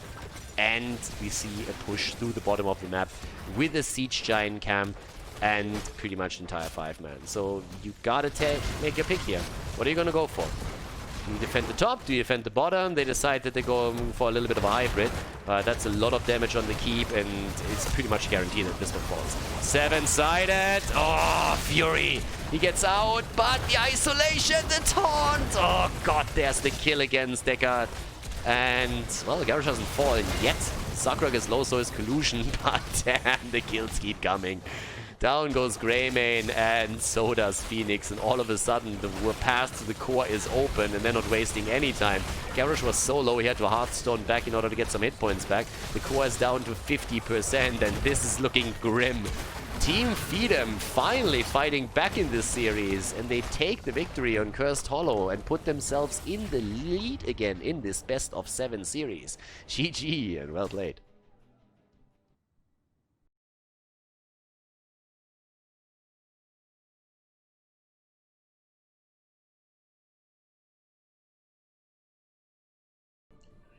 Game number 3, ladies. Game number 3, the fuck am I talking about? It's Tomb of the Spider Queen. We have 3-1 games for our Team Feedem and 2 for Looking for Work. Even that's wrong because they got the winner brackets advantage. So yeah, this is like the worst introduction into a game ever, but you know what I'm talking about. Team Feedem is in the lead in the best of 7, and we are on Tomb of the Spider Queen. On the left side, Cure on Blaze, Killusion on Ana, Zagrag on Johanna, Lutan on Maiev, and Hosty on Gul'dan. Oh, there's so much to talk about already. But just look what we have here. Looking for Work with the Uther main tank. I was waiting for him and I finally get him. Casanova on Thrall, Dark Chimera on Malfurion, Goku and Jaina, and Tomster on Leoric. Yeah, I've been talking. Ooh, baby! What a start! Team Feedem with a quick kill against Jaina. Nice for them. Again, best of 7 series. The blue team wins another map. They are the champions of the tournament. And there's quite a bit of money on the line too, obviously. Oh, counter kill attempt though. Lutano jumping out. Vault of the Wardens saves him for now. But yeah, that's quite a lot to talk about. I mean, we've been talking about small differences in the meta the entire series pretty much. A couple of talents that are taken differently. False stats built, for example, with the focus on the seasoned marksman. A few other choices that have been made throughout this entire game by both teams. But now you look at this particular map and all of a sudden the differences are totally transparent. Heroes like Blaze and Leo just appear all the time in the European meta, and this is the first time we see them make an appearance in this particular series. And on top of that, we have that Uther main tank that North America is known for, and that pretty much never appears in Europe. It's not something that the Europeans are very fond of, already existed in the times of HGC towards the end of 2018. And Europe tried it a little bit and pretty quickly abandoned the entire idea. And I gotta say that the Uther main tank plays didn't really yield a lot of success for NA and BlizzCon back then either. But they still like that style, they still play it occasionally, and in Fury's case we're seeing it played now on Tomb of the Spider Queen. But of course, you can still also win with this. Different meta, different rules, and we'll see if it works out for them today. Then again, you have Ana and Gul'dan, so a nano-boosted Gul'dan can definitely rock the damage here. Q at the bottom of the map, currently fighting it out with Leo. The two of them will fight over that turning point in particular. But with the camp that has already been claimed, they set up a very aggressive rotation into the middle. And this camp is a bit late, so there's a good chance to break through the wall here. And that's exactly what they should be able to pull off. Ooh, a lot of damage even against the heroes now too. Team Feedem applying the pressure in mid lane, trying to crack that nut here, going straight in. Cure with a missed jet propulsion though, and he finds himself in a lot of trouble, slowed down by Leo and Jaina, but still able to move out. The gate is gone though, and both of the turrets are looking pretty shaken. But they get the kill against Maiev at least. Nice, and they're looking for the second one against Hosty. The slows are there, so is the damage, and that is the elimination of Gul'dan. 2 kills against 1. Rotation towards the top following right after that. And that's another wave for them also eliminated. The one thing really working for the blue team is the stacking of Gul'dan though. 2 minutes in, 2.5, and you are at 23 stacks for your level 1. Echoed Corruption is going to be a lot of fun for you later on in the game. So if they get another big 5 versus 5 battle like the last one here in the middle, then there's a very good chance that they will get a very quick stack for Hosty, and a completed quest would go a long way in these team fights to supply them with additional damage. 32 gems turned in for Looking for Work then again. So they need to make sure that nobody is able to turn in the few remaining gems. The interesting part is that there aren't even enough gems for the red team right now to get a turn in. The blue team, on the other hand, they definitely have plenty. Q himself has 22, and with the kill against Thrall, there is now a real opportunity to get those delivered. If they make that happen, then the first web weavers are going to drop down in their favor. Iron Skin used. Can they slow Johanna down? And, well, the answer is no, not enough. but they also can't turn in. That's another problem that they have. Tomster's actually getting pulled back. Oh, if Leo falls with 15 gems in that position, that would be a disaster for looking for work. Ah, it's a good old momentum that you can build up on Tomb of the Spider Queen. You get the Web Weaver wave to take down a few of your opponent's heroes with a lot of gems, and their ticket back into the game is taken away from them. Lutano gets interrupted too. Still no turn in here. Level 7 abilities now ready for both teams. Cure gets attacked at the bottom. Jet propulsion's out, but the fight still continues. And in this case particular, in the mid lane. Okay, Cure on his 22, still to be careful. It's all about the rotations and a good setup here. And Johanna is already eating a lot of dirt. Yeah, gets the Iron Skin through. Has to heavily work around the cooldown. Hold your ground. Has been taken on level 1, which obviously helps with exactly that. And now 31 stacks for Hosty. Gul'dan is working on it. Another 9 and he's going to be done with that. And ooh, that was a nice setup. Gets only 2 out of it. Could have been even more. It gets closer and closer to this. Okay, interrupt against Goku again. Casanova has turned in up at the top. 41 gems for them. And the red team is completely zoning out Team Feedem. I mean, again, this is obviously a hugely important map for looking for work right now. They need to win this one. If they want to force the final map in the series, then they need to dominate now on Tomb of the Spider Queen and take this somehow. And it's not going to be easy, and with the entire pressure that we're seeing from Team Feedem, it's going to be tricky, especially since Leo is getting attacked again. He gets taken down. Goku could go for the gems. No, Goku. Oh, he gets them. He nearly died. He nearly died, but he's able to survive. He gets the gems, and talking about death. Seems like Cure might also have a problem here. Okay, the lockdown against Dark Chimera, and Malfurion gets, well, not destroyed. Instead, it seems like Cure went a little bit too deep. That's 30 gems down the drain. And they're getting zoned out too. Hosty's also in trouble, guys. All of a sudden, this game turns... Oh my god, if they lose Johanna as well. Oh, okay. If they would have been able to come in here, that would have been horrible. Lutano? Okay, he gets out as well. But damn, that has turned quickly. That kill against Cure was so important. That was phenomenal. 30 gems down the drain. And here we go. The red web weavers descending first. And Hosty nearly done with the quest. Hosty is sitting at 37. He's doing good. Well, 38 actually. So soon gonna be done with that. Even before level 10 probably. That's quite impressive. But here they go. Weep Weavers on the way. Already a little bit of wave clear here in the mid lane. Bottom of the map, Cure. Well, at least without gems, there's little pressure. But with level 10 around the corner for both of the teams, that Web Weaver wave could turn into something extremely dangerous. And that advantage can be used as well. So the damage output is there. They're trying to break through the middle up to the top. Gul'dan is dealing with the Web Weavers by himself. And at the bot lane, it's the 1 versus 1 between the solo laners. There's the Divine Storm, Entomb, Earthquake. Blessed Shield comes up on the other side. And the bunker picked together with now the nano boost for Gul'dan. And Gul'dan hasn't quite completed the quest yet. Bot lane, Cure sitting tight against Tomster, even pinging that out. Tomster should be able to walk away from this one. So only a little bit of structural damage, no fort eliminated yet. Still 51 gems in their hands. And... whoa, that tomb doesn't quite connect, but it does its job. Zones him out. That's all they need to do here. Bunker value activated. The problem is there's nobody around to really help him out. Unless we see the Horrified. Yeah, and there it is. But Blaze still falls. Blaze down. Johanna missing.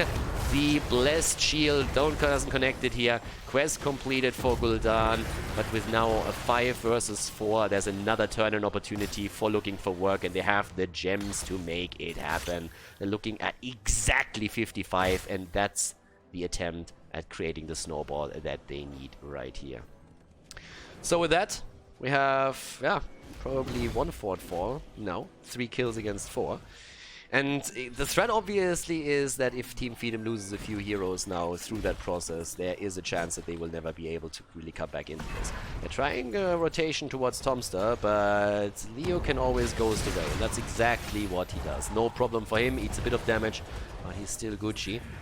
Also, by the way, we have Twilight Dream for Malfurion. That's not too bad. And there's a big push coming. Camp plus Web Weavers. Yeah, that is gonna hurt. Zagrag is the one, by the way, that holds most of the gems on the blue side, team side. 46 for him. if he falls and they can't recover the gems, that will be pretty much lights out right there. So here comes the push. Bot lane, the attack against Cure. Jet Propulsion connects with Tomster. Bunker is on the ground again. Here's the Entomb, and he's not gonna make it, is he? Cure again, focused, and he plays around the bunker as much as he can. No way. No, no, no, no, no. No, no, no, no. He can delay it. You can run, baby, but you can't hide. No, no, no, no. He can run a little bit more. Yeah. Jet Propulsion straight into the root, and that's the end of that.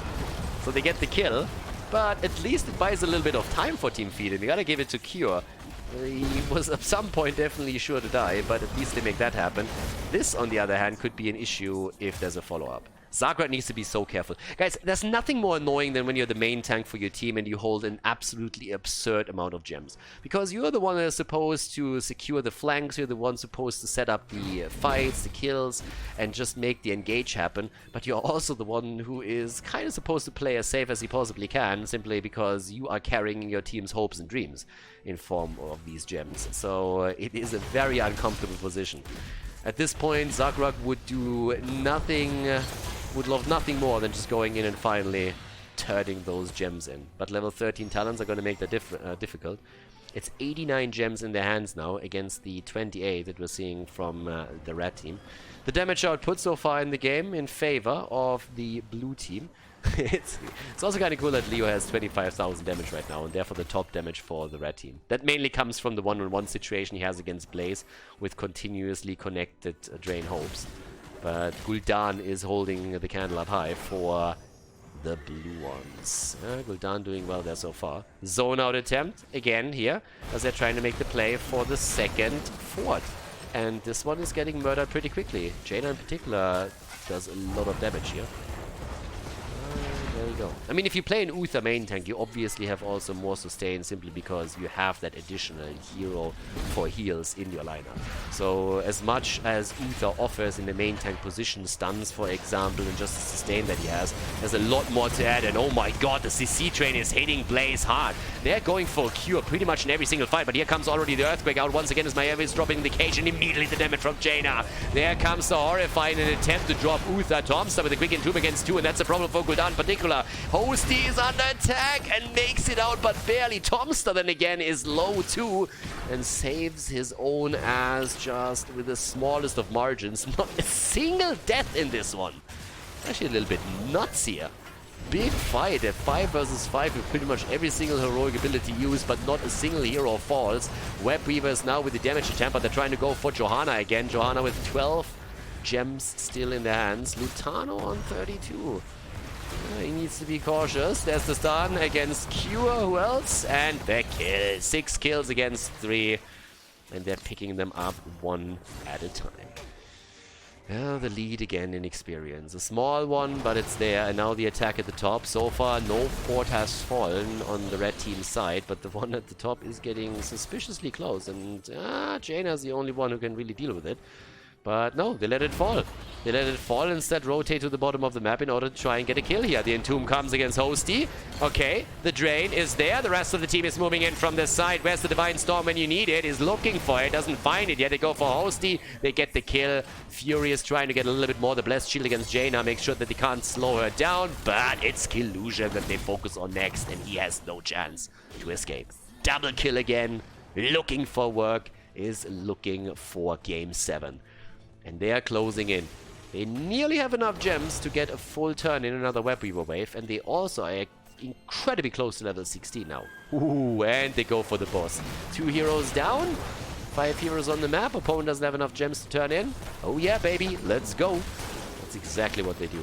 It is boss time on Tomb of the Spider Queen. And there's the 16th. Alpha Wolf, this time taken. Together with Benediction, and in addition to that, the Royal Focus. Goku then again. What are we gonna get? Northern Exposure? Or what's the play for him? A little bit more CC. I feel like just getting the reduction in armor and trying to go for the quick kills is probably his best choice here. They definitely have a lot of CC. We have the Thrall Wolves Yep, there it is, Northern Exposure. Thralls, Wolves, stuns from Uther. With Benediction, you have even more than that. Oh, talking about stuns, well, there they are. Blessed Shield comes out. There's the bunker. They're trying to save that as much as they can. The problem is that Tomster is also there to slow the opponent down even further, and Zakruk is gonna fall. He can delay that, but he's definitely going to die. And the problem is that the Red Web Weavers have now been summoned too. The boss is already at the top, and there's the gems lost from Johanna. Level 16 in their hands, Web Weavers, boss, everything is going well now for looking for work. Cure is on the run, gets stunned once, gets stunned twice, there's the body blocks, and Cure can kiss his ass goodbye, I'd say. Maybe not. Alright, fair enough. Gets out, kudos. Didn't think that would be possible. I already saw him picking his tombstone at this point, but he was able to make it out. It was a good sleeping dart from Ana, and that just slowed them down enough that he could get the cooldown back on the jet propulsion and make his way out of there. Still on the retreat though. All of the forts have fallen. And here comes the Horrify just after we see the Tomb drop my F with the cage, the tether! But the damage output, Tomster moves away. Goku looks for another Blizzard and finds it, zones them out just at the gate. Difficult for them to approach here. Web Weaver down at the bottom of the map now at the same time. Massive support, of course, from Uther and Malfurion throughout the entire lineup of looking for work. In addition to that, even the drain of Leoric and the self-sustain that comes from Thrall. Incredibly difficult to kill anyone on the side of looking for work. And with all the CC that they can field into battle, they have perfect setups to just lock down anyone that they get close to. 47,000 damage for Gul'dan after Runa's Affliction. The level 16 talent came in, and yeah, the quest is completed on the level 1. 39,000 damage for Leo, still the top damage, but Thrall is getting close. Good jet propulsion, nice setup for Gul'dan, that one was perfect. Tomster is about to fall and gets kept alive. Oh, that double support setup is just ridiculous here, but look at Lutano, 52 gems for him. Turned in, and Cure solidifies the position with another turn in and grants them objective number 2. Okay. So, for now, Blue Web Weavers are going to try and crush through those 2 forts. But it's an entire level lead still. Then again, if you think about it, 1 level lead is honestly not all that much considering how many structures have already been taken down and how big that kill lead is. It's the one thing that it's always a little bit weird after the big XP change came through at the end of 2018. That forts, when you destroy them, don't give you that damage boost anymore, and the turrets included, so now all of a sudden you have to just really wait and regain that through the passive experience. But it leads us to these situations where we have only a 1 level advantage, not even for looking for work, despite the fact that they've done so much against the structures of their opponent and get a massive killer lead too. So for now, Web Weavers are all taken down. It's a trap! Just sitting at the side here, waiting for the rotation towards the bottom to defend the fort. That hasn't happened. So the fort at the bot lane is down. And they're starting to push towards the keep. Team Feedem, they are starting to build up a bit of momentum here. They want to finish this series right now. Take the victory with a 4-2 over their opponent. Looking for work is still fighting back, for a good reason. I mean, they still are ahead in experience, and early level 20 might just be what they need in order to set themselves even a little bit more ahead. And well, the stuns are there. Bunker, Horrify, used at the same time. Goku in trouble, Ice Block keeps himself alive. And the bunker is still firing away, but Goku kept alive a little bit longer thanks to the double support, but eventually falls. So does Jaina. But Jojo has also been eliminated, and that's not the only one. Blaze is in trouble, and he gets wrecked. And they're starting to lock them down one after another. They still have Uther, so that's a huge boon in their favor. Killusion in trouble, and Ana is down. And so might be Hosty. Still fighting it out with Tomster. The problem is that the rest of the team is now moving in, and that drain has nearly eliminated him. Mace to the face, and that's the end of Gul'dan. Yep. That's the only way you can tell that he's been hit by a mace, because let's be honest, that face is such an ugly mug.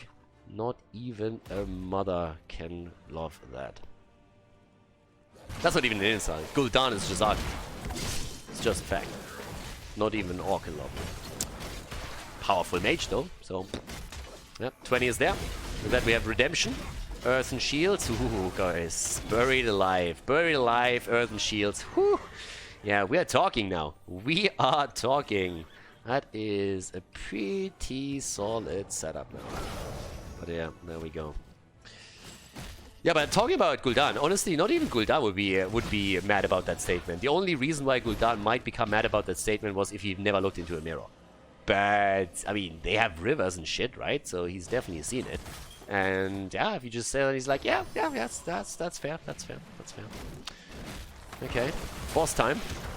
Yeah, level 20 talent. And especially since they have vision at the bot lane, thanks to the minions just soaking this, they obviously know that boss is going to be taken now. The whole approach for Team Feedem is that they're attempting to take level 20 so that they can defend against the boss. There's not enough gems available for looking for work to get boss plus web weavers, so that's a bit of a relief. But right now, looking for work, they kind of want to at least get the keep. The problem that you have is that you've been ahead the entire time by getting kills after kills after kill. And then you don't really get a keep once your opponent hits 20 and both teams have storm talents and completed builds. Where's your advantage really? The advantage comes through you destroying structures, and if that boss doesn't help them to take the keep down, it's nearly an even match. So at this point, they're trying to make exactly that happen. A good Entomb on Leo's side is all that they need, honestly. A good Buried Alive right now, and the zone is already there. And they're going to get this one. Gonna get the keep, and then not making a play yet. The boss doesn't have enough hit points left to make it to the core. Tomster's always threatening that Buried Alive, but for that they have to turn it around here quickly. Now, one of the things, if you're playing that lineup with pretty much 2 supports plus Leo, is also that you are... I mean, you're not lacking damage, but you're lacking a little bit this burst damage setup that you normally want to use when you're trying to go for a quick kill. Just keep, for example, the Battlefield of Eternity game in mind earlier when we saw Jaina plus Greymane. And you can get quick kills by a Cursed Bullet turnaround, Jaina approaching with burst damage of her own. And that doesn't exist here. You have a lot of damage output that in a sustainable fight will give you very likely a victory. But you don't have these insta-kill components that we have in other setups. But you definitely have enough to get a mage in trouble, and Hosty is already experiencing that. There comes the Horrify though, and a nice setup. Oh, the ult on Malfurion, and that's the end of Gul'dan. And Blaze goes down to 15 kills against 5. Mayev's cage. Lutano gets slowed, and he gets wrecked as well. And all of a sudden, 3 heroes are down, and 20 minutes into the game, that means that death timers are pretty enormous. Ana has also been taken on as Leo goes in for the finish, and that opens up the entire map, of course. And a right move towards the core is what we see next. Looking for work, they're looking for game 7, and guys, what a series! Team Feedem has to fight on the final map against their opponent. Zagra goes down to, it's a full 5-man wipe as Looking for Work forces their final map. Again, the grand final, the best of 7 series at HeroesHype North America. Well played and a pretty impressive performance by Looking for Work altogether. But we're going to jump into the last map to find out which team will crown themselves the champion of the tournament.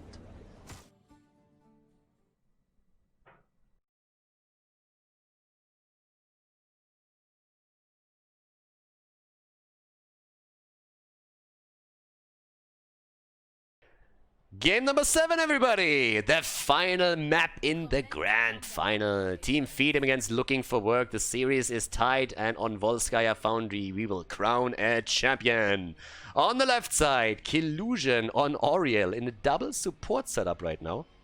We currently have Lutano on Vala, Cure on Zeratul, Lucio, played by Hosty, and Zagrak on Johanna. On the right side of the map, Looking for Work. And Tomster sitting on Stitches, Goku on Hanzo, Dark Chimera on Deckard Cain, Casanova on Jaina, and we have Yuri on Garrosh. So on one hand, a double support setup, on the other side, a double main tank setup, with Stitches even going for Hungry for More here. Guys, this is wild. This is an A right here. So I am more than a little bit intrigued to see how this one is going to pan out. It's actually amazing that we're in this situation in the first place. I mean, this is the grand final, but obviously Team Feedem came into this with winner bracket advantage of being 1 score point up over their opponent. The interesting part is that in order to reach the grand final, they took down Looking for Work in the winner bracket final with a 3-0 in the best of 5. So the last time that these two teams met, Looking for Work didn't win a single map against the blue team. And now it's the total opposite, so to say. It's kind of insane. It's an insane game already. Now Lucio on level 1 here with a smooth moves, and he's already trying to put those moves to the test. Interestingly enough, as the 1 minute mark hits, the teams are not ready. Ah, okay, there we go. Not ready for the turrets, because that's usually where you head first. Stitches is going to have a pretty incredible hit point pool if he's diligent about picking those up. But it's kind of nuts. I mean, seriously, a Garrosh and Stitches combo. It's interesting the amount of displacement that exists with that, though. So we're going to see hooks into potential Garrosh throws and taunts. I mean, yeah, you have a lockdown on Deckard Cain and the burst damage from Jaina behind it, so that's not bad by any means. But I have to admit that I've never before seen a Lucio and Oriel combo in that particular setup, with the Zarya-tool to boot too. So with Vala, of course, Oriel is pretty much fantastic. And I gotta say, Khaldor has actually played incredible Oriels in the past. I've seen him a couple of times already in games that I casted of North America after HGC went down on Oriel. And the man can handle a whip, ladies and gentlemen. I mean, either he has an SM dungeon in his home, or he has a secret life as Harrison Ford's doable for Indiana Jones. Like, one of the two. There's no other option. Like, seriously. And as I say it, of course he misses it. Yeah, the caster curse right there. But we'll probably see a couple of really cool moves from him throughout this game. Punishment taken on level 4 for Vala. Traditional build for her, so, therefore. So we're going to see Lutano with a multi-shot build for now. And yeah, the cleave build again for Cure. That's something that we've seen in the first game, second game of the series. Oh, yeah, get wrecked. Nicely done. Good lockdown. Fury with the bullseye move on Vala. And Lutano regretted its decision to go to the front very, very quickly. 6 stacks in the meantime for Stitches. He would love to have another one at the camp topside. It's actually starting to move in now, but yep, there we go. The advantage in items for Looking for Work, and of course the kill lead with the first blood that he just got against Vala. They're also taking the point on the objective. Ah, so far so good. 7 stacks on Stitches means he has another 210 hit points right now. So as the game continues, we're going to see him with a pretty high hit point pool. Honestly, the first time that I saw Hungry for More was during Meta Madness, when we had a lot of the tanks banned out, and Team Russia back then took Stitches in, I think, the last 2 or 3 games of our big series, and Stork was playing it. And Stork ended up multiple times on Tomb of the Spider Queen with hit points above 10,000. It was insane. It was honestly insane. So it is definitely something where in the late game you are having huge trouble taking Stitches down, and it's pretty incredible.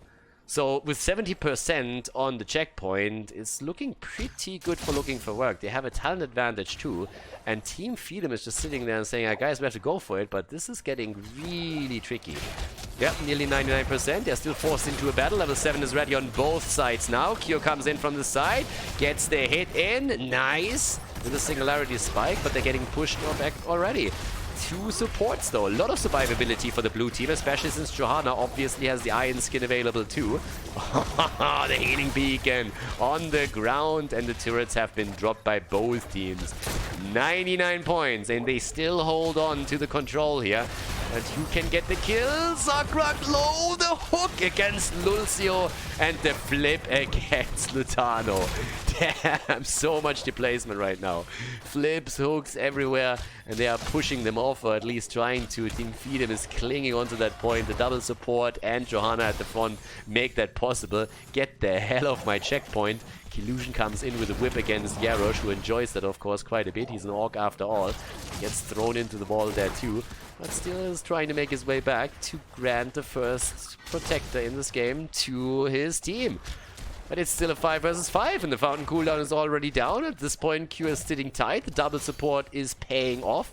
And let's not forget, this double support doesn't really require mana. That's another big deal right now, because Illusion is just banking his entire heals on Hope right now. Hosty is coming in too, so the longer the fights last, you're going out to outstain your opponent eventually. There's the kill against Garrosh. They're trying to make the play for Hosty, but oh, Hanzot! Hosty gets Hanzot as Goku comes in. Lutano nearly gets the counter kill, but can't quite connect the last shot there. Jump came through too quickly. Maybe another hook. Zakrak Yep, he's on the hook for this one. Again, the damage comes through, but also Garrosh is back on his way. 50, 60%, locked down, and could that be the kill? Yeah, Jojo down. Blondie against Blondie, and Jaina takes it, but Hanzo gets eliminated, and Jaina gets wrecked too. Vala and Zeratul with the plays. But Zeratul himself gets dropped. This is a mad fiesta right now. We're nearly looking at level 10 abilities. Boys, this is fantastic. Game number 10. The flip against Lutano, and that's the kill, but the Protector is taken. Team Feedem actually claims it. Unbelievable. 3 kills against 5. They take the Protector and they go immediately for the wall in the middle of the map, and we should see the Protector rotate topside in just a moment. But what a battle. It nearly lasted 3 entire levels. Johanna is now at the bottom of the map. They want to go for the fountain here, of course. But this is nasty. 10 is there. Void Prison again. No Might of the Nerazim, which we usually see on the European side. They need that fountain. They want that fountain. The wall is gone. They still have the chance there. Also, Cure needs to be careful. Dude, like Hanzo. Cure. Yeah. Close call by him, but he gets out. But that could have backfired quickly. Level 10 abilities on both sides now available. Arrow, and yep, they go for it. But the arrow didn't connect the way that they wanted, and now it's Furious all of a sudden in trouble.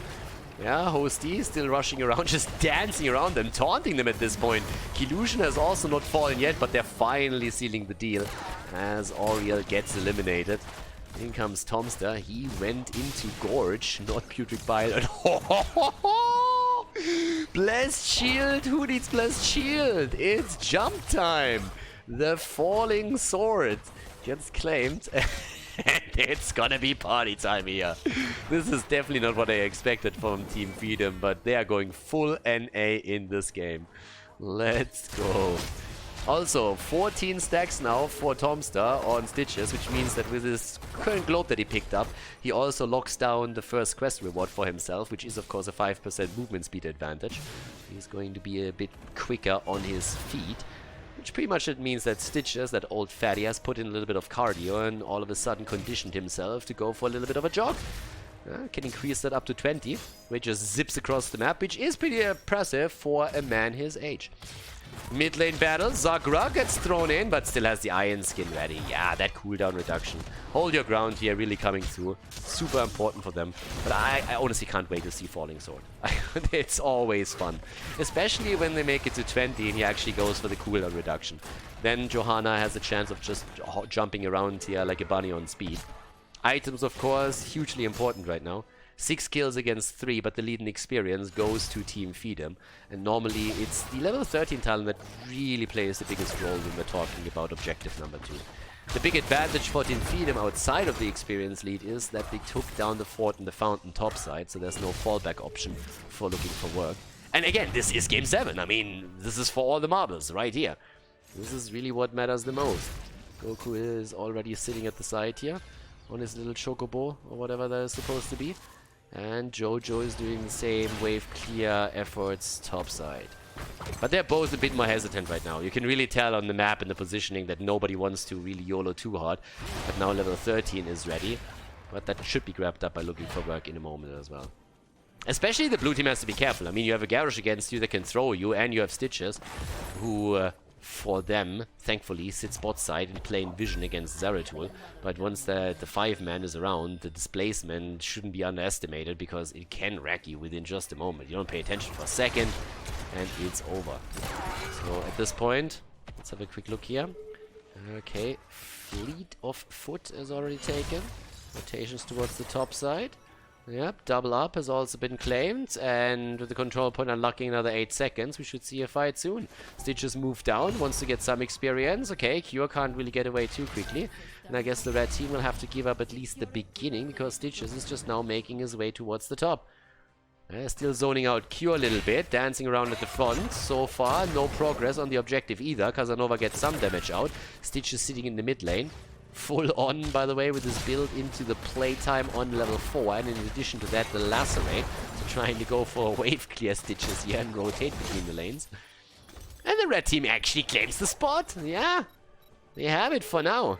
There's, of course, the pre-tap. And this is the big advantage that exists on the side of Team Feedem. Next objective is in. Poke misses. Going for the throw. Okay, throw them out. 18 points so far. 21, 22. Arrow gets dodged out and has 0 impact here. Unfortunate engage attempt here. Cure already looking at the back line. Here comes the Void Prison against 2. And the Falling Sword. 3 in. And there we go. They go for Tomstad. Oh, and a save from Garrosh. And the taunt against Johanna. Oh my god.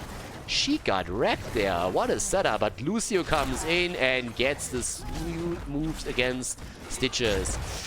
And with that speed advantage, they could have tried to catch up with Casanova, but it didn't work out that way. Kill for kill. Double support still for the blue team. They're still looking for the opportunity here. Alright, Stitches is soon going to be back. But of course, Lucio is taking the spot right there. What a fight again. I mean, seriously, they're all over the place. But now even the healing beacon is claimed by Team Feedem. The camp taken, finally looking for work. But let's see. Do they it's 16. I don't think they're even going to fight for it, are they? Because against 16 talents, are you really going to try and make a play here? Seems like they might. Oh, but this is rough. You have Frostshot on Vala. That in and of itself is going to give them a lot of control. Uh-oh. Rejuvenation as well. Ooh, Cure. Oh, the Hanzo with a kill. Oh, and the hook against Lutano. The Aegis is out. Fury and Casanova are both low. There's the ice block, but Lutano is about to get dropped. This is unbelievable. They didn't have the level 16 talent, but they make the fight happen. They get 2 kills. Team Feedem again defeated in another team fight. This is just crazy. Now the fishing hook is online, 16 versus 16, and we look at pretty much the same picture that we've seen in so many games in this series. A massive kill advantage for looking for work as the game continues. Guys, just imagine, like, picture for a second how this series started. It was Team Feedem shitting all over looking for work in the first game that was played, really dominating them. And ever since that wake-up call, looking for work has just showed a completely different game here. They brought their A-game. Yeah, they were thinking about bringing it, and then they decided that they should bring it, and they brought it. And now they are just so close of maybe even winning this tournament. But it's by no means over. No, definitely not. The fight... Oh my god, the setup again! Lulcio goes down. Killusion again, proving himself to be proficient on the whip. Johanna with a dive in to kill. Quickly Jaina together with Zeratul, and that fight is all over the place. Left, right, left. Stitches is the next target, and Tomstar gets away for just a moment. The whip comes through again. Lutano barely saved. What is this? 4 against 3 on the map, and they still have to retreat because they are all low, and the point is taken again by the blue team for now. What an insane setup here. Tomstar already on the move after tapping in the middle. They're trying to re-engage up at the top. It's still a 4 versus 3 for a little bit longer. Lucio's on the way back. Tomstar with a Devour. That obviously is also nicely working. Oh, Oriel! And again, the whip. Get the hell out of my face, bitch. Cure attacked, taunted, and killed as Hanzo connects the last hit. And they should get this. I mean, this should finally be the protector for them, right? Objective number 2. Guys, we're 17.5 in experience. It's only objective number 2. Oriel hooked again. And this time Collusion goes down. This time Collusion goes down. Hell, it was about time. It's honestly getting insane here. Tomstar, by the way, has nearly 1,000 additional hit points through his level 1 talent. And keep in mind, this works with Devour obviously as well, since Devour procs off your max HP. And that gets continually increased. This big arrow from Hanzo. And an insta-kill against Vala. Lucio actually with a sound barrier. Not even he can survive. He gets dropped too. And this is just starting to be a disastrous situation for Feedem. They won the first protector, they were heavily ahead. And normally you would see a rotation towards the bottom of the map now, Form looking for work to prepare for objective number 3. But they're looking at this and they're saying, guys, they have only 2 heroes on the map. fuck that shit. We go in and we just drop that keep. I mean, why would we waste our time with a fort if we can go for the entire control of the top lane? And they get that easy peasy. Now there's continuous catapult pressure, which is also going to be a huge advantage when the third objective spawns. 5 kills against 15. And this is just crazy. Feedem destroyed Looking for Work in the winner bracket final. They took the best of 5 series with a 3-0, didn't drop a single map, and now all of a sudden it looks like we might see Looking for Work win this tournament. They played incredible here, and despite the fact that Team Feedem started with a 1-0 lead into this best of 7 series thanks to their winner bracket advantage, we now have a tie. We have the last and final map of this series, and Looking for Work is crushing it in the mid game again. 32 stacks, 4 stitches, big hit point pool for him, 52,000 damage from Hanzo. And yep, there's a desperate attempt to at least get an item lead. The stun comes through, only against 1. The taunt is in. Nice ult from Lucio, well done. Also, Void Prison in the back. Again, the jump, but Dark Chimera didn't even take damage. Egg is used on Barla. If she dies, that's a problem. And Hanzo comes in. Goku is just playing an insane series today. Mercilessly with a double kill here. And he takes down Oriel too. Seriously, Goku, I have no idea what the fuck he was eating for breakfast, but this kid is just absolutely demolishing them. Alarak early on, when he played him, was just a garant for them to get kill after kill, and now he's pulling the same shit off with Hanzo. They kill Lucio. What an insane setup. They have level 20, they have everything they need. They want to go for the core here. And at this point, who's going to stop them? Johanna? I don't think so. What an insane performance by Looking for Work in this series. Absolutely incredible. They go for it. They have the level 20. It's 19 kills against 5. Jojo is doing whatever she can, but that core is falling, and it's falling fast. It looks like Looking for Work is going to take it. They started this series with a disadvantage, but they definitely pulled through after losing map 1. Incredible performance by Looking for Work, incredible best of 7, and they crown themselves the champion of the HeroesHype Season 2 in North America. GG, and well played.